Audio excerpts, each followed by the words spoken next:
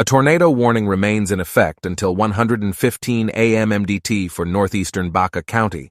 At 1:06 a.m. MDT, a severe thunderstorm capable of producing a tornado was located near Walsh, or 9 miles west of the Saunders elevator, moving southeast at 35 miles per hour.